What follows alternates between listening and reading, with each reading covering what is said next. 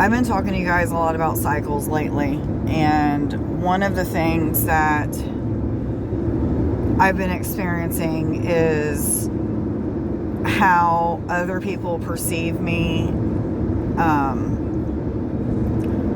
Let me just back up a little bit. So one of the things that I experience quite frequently in relationships, it doesn't matter if it's friendships, with family, with romantic partners or what have you, is they will tell me things like, you're the best person I've ever met, you're the sweetest person that I've ever met, you're so generous, you're so kind, you're so intelligent, you are so connected and in tune. And the list goes on and on and on. Now, mind you, these are things that are said to me that people see in me that sometimes I have a hard time seeing in myself, where, I've been going through these cycles of learning how to see my worth, my value, things of that sort, what I have to bring to the table in relationships. And I finally get to this point where, I do really, really good with seeing my worth and my value in things. And then a relationship with somebody that I've known for a while or what have you will be challenged in a way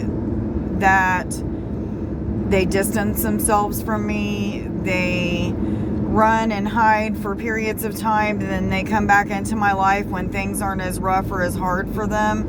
And let me explain to you what I mean by this. So while they're in my life, whether it be just for a couple days, a couple hours, a couple months, a couple years, it doesn't matter. These people are triggered into seeing things about themselves that they don't like. Things that they've wanted to work on, needed to work on, have had thoughts of changing, but just couldn't get there. And it's brought in their face. Just things that I say, ways that I act in myself, just changes that I've made in myself will trigger them to having to see themselves in a different light.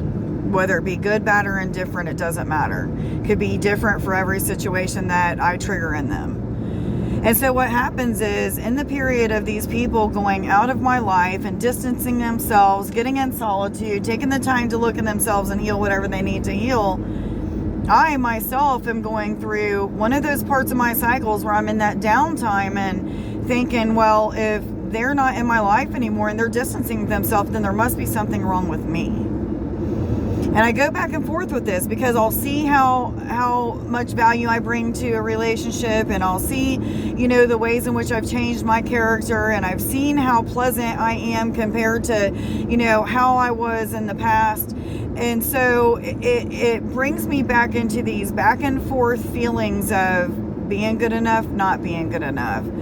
And in return, what's happening is it's helping to empower me to love myself more. It's helping me to see my worth. It's also helping me to see how unconditionally I love people.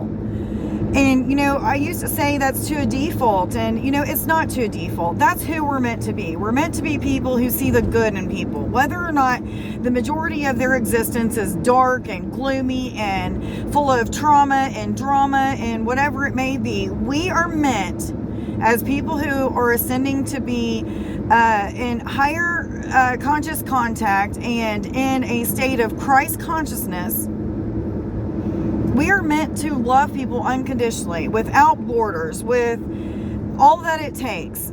However, in the process of that, we also need to understand that there's times when we need to let people be where they're at, distance or let them distance themselves from us, instead of pushing and pushing and pushing, which I tend to do because I feel like I've done something wrong, so I need to make things right.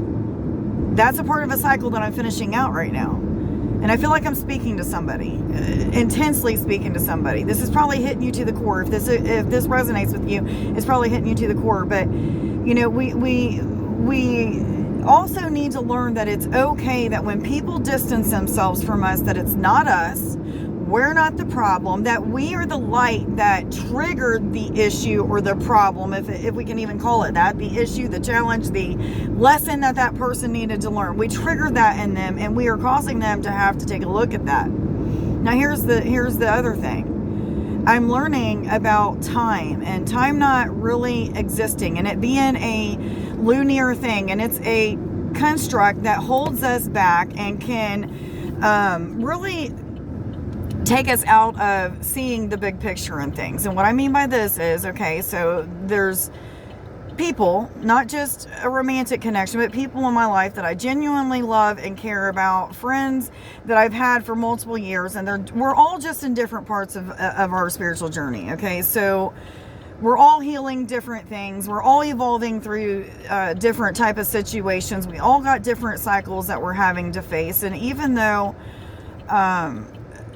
they're going through that, I fail as a human to see that I'm not being passed up for something, that the time frame in which it is taking, sorry guys, I was turning, my camera fell, but the time frame in which it's taken for so-and-so, or me or you, to heal something, see something differently, change an aspect or something,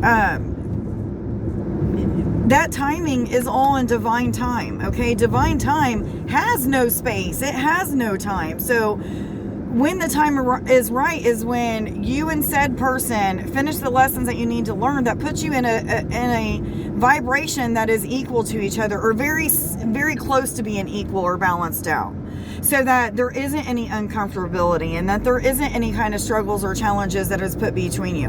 Why it feels so strange and so weird to wait and, to learn to be patient is because we have been taught our whole entire lives that if something isn't given to us now, that it's not meant for us. And that's not the case. That is so far from the truth, but that's what we've been taught to believe.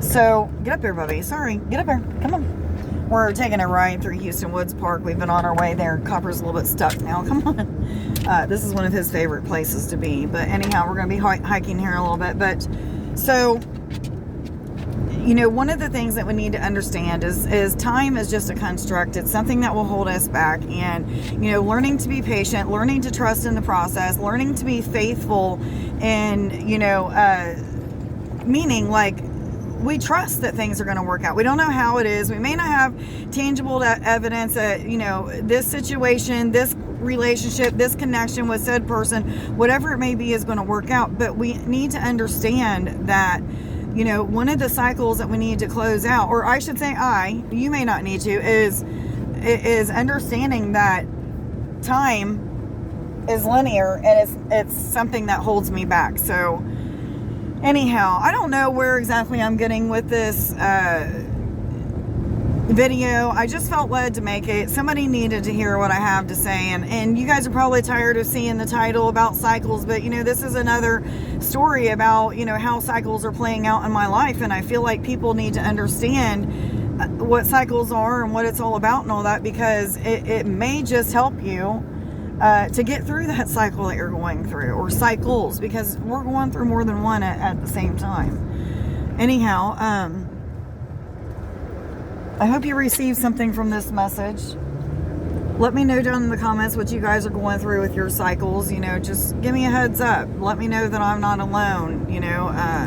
If there's something that you're learning different about cycles, please share it with us, because we need to know that as well. But I hope that you guys have a wonderful day. Much love to you guys. Bye.